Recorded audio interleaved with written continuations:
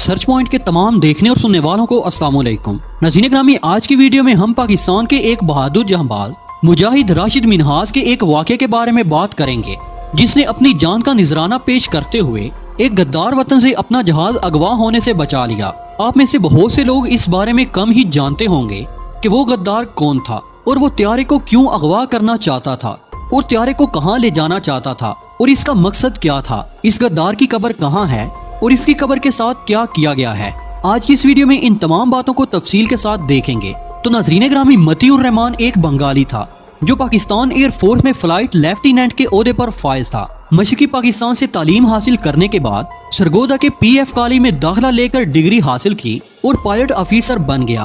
15 अगस्त 1961 में इसने air force join की और 22 जून 1963 में इसने GD कोर्स मुकम्मल कर लिया और मौजूदा मसरूर बेस में पायलट अफसर के तौर पर तैनात हो गया, जो माजी में माड़ी बेस कहलाती थी। इसके बाद इसने हवाबाजी की बाकायदा तरबियत हासिल की और इंस्ट्रक्टर के तौर पर तैनात हो गया, जो हवाबाजी की तरबियत देते हैं और नए पायलट्स को हवाबाजी की तरबियत इनके जिम्मे होती है। तरबीती तैयारों में 2 सीटें होती हैं और इमरजेंसी की सूरत में इन्हें ऑपरेशन के लिए भी इस्तेमाल किया जा सकता है। अमेरिकी साख्त का T-33 त्यारा भी इसी कैटेगरी का त्यारा था। मतीउर रहमान ने इसकी तरबियत ली और एजाजी नंबरों से पास हुए।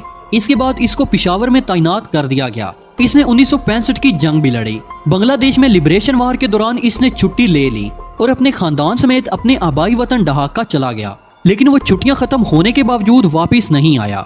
जब पाक आर्मी ने मुक्ति बानी के खिलाफ अपनी कार्रवाइयां शुरू की तो ये भी वहाँ एक गाँव में मौजूद था और इसने अपनी एक फोर्स बना रखी थी जिसे ट्रेनिंग देता था। 14 अप्रैल 1971 में पाक फिजाइया ने इसके कैंप पर हमला किया, लेकिन वो पहले ही अपने बचाव का इंतजाम कर चुका था। इस तरह वो सब लोग बच गए जो इसके साथ थे। इसके बाद मतीउर रहमान ढाका वापस चला गया और 9 मई को कराची वापस आ गया। इसने लेट होने की वजह बांग्लादेश की अलहदगी का बहाना बनाकर अपनी जान छुड़ा ली, जिसको सच तस्लीम कर लिया गया और इसे दोबारा ज्वाइनिंग दे दी गई और इसे इंस्ट्रक्टर पायलट बना दिया गया। इसकी पॉलिसी ही यही थी कि कोई फाइटर त्यारा अगवा किया जाए और मुक्ति बानी के हवाले किया जाए, लेकिन इसे इंस्ट्रक्टर लगाने की वजह से एक मजबूरी सामने आई कि वो अकेला त्यारे को नहीं उड़ा सकता था, बल्कि इसके साथ दूसरी सीट पर किसी का मौजूद होना जरूरी था। 20 अगस्त 1971 को पायलट अफसर राशिद मिन्हाज की ट्रेनिंग T-33 जेट ट्रेनर्स के साथ शेड्यूल्ड परवाज होनी थी।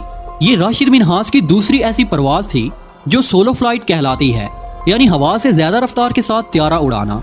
मतीउर रहमान ने यह सोचा कि नायक यंग पायलट राशिद मिन्हाज, जिसकी उम्र 20 साल थी, इसको मैं आसानी से काबू कर लूंगा। जब राशिद मिन्हाज अपने त्यारे में रनवे पर मौजूद थे तो इसने त्यारा रुकवाकर इंस्ट्रक्टर की सीट पर जल्दी से सवार हो गया और त्यारे को भारत की तरफ मोड़ने का हुक्म दिया। लेकिन राशिद मिन्हाज ने बहादुरी के साथ एयरपोर्ट इंतजामिया को इतला दे दी कि इसे अगवा किया जा रहा है।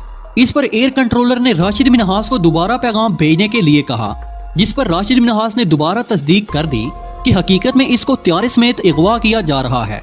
राशिद मिन्हाज ने मतीउर रहमान से त्यारे का कंट्रोल हासिल करने की भरपूर कोशिश की, लेकिन इसमें कामयाबी न होने की सूरत में राशिद मिन्हाज ने फैसला कर लिया कि मैं मुल्क से गद्दारी नहीं कर सकता। चुनाचे इन्होंने अचानक त्यारे को जमीन की तरफ मोड़ दिया और भारत के बॉर्डर से 50 किलोमीटर पहले ठट्टा के मुकाम पर त्यारे को क्रैश कर दिया और खुद शहीद हो गए। यहाँ तक तो अक्सर लोगों को इल्म है कि राशिद ने कौमो मुल्क के लिए जान का निजराना पेश कर दिया और एक गद्दारे वतन को जहन्नुम का ईंधन बना दिया और खुद सरखरू हो गए। यार मजहर जो आर्मी के बारे में लिखते रहते हैं, उन्होंने 2004 में सैसल चौधरी से मुलाकात की, क्योंकि सैसल चौधरी ने इस हादसे की तहकीक की थी। राशिद मिन्हाज के तज़किरे पर उन्होंने कहा कि जब मैंने त्यारे के जाए हादसे का मुआयना किया तो मालूम हुआ कि त्यारा अपनी नोक के बल जमीन से टकराया है, जिसकी वजह से राशिद मिन्हाज शहीद हुए, लेकिन मतीउर रहमान की बॉडी मौजूद नहीं थी और त्यारे की कनोपी भी मौजूद नहीं थी। लेकिन जब सर्च किया गया तो कुछ फासले पर मतीउर रहमान की मैयत भी मिल गई। इसकी हलाकत का सबब इसके जिस्म का जमीन के साथ दूर तक रगड़ खाना था। राशिद ने कम बुलंदी पर आकर त्यारे की कनोपी खोल दी थी, जिसकी वजह से मतीउर रहमान त्यारे से बाहर जा गिरा, क्योंकि इसने सीट बेल्ट नहीं लगाई हुई थी। राशिद मिन्हाज की कोशिश थी कि दुश्मन को नीचे गिराकर त्यारे को बचाया जाए, लेकिन उस वक्त त्यारा जमीन के इतने करीब पहुंच गया था कि वापस उठाना मुमकिन ना था।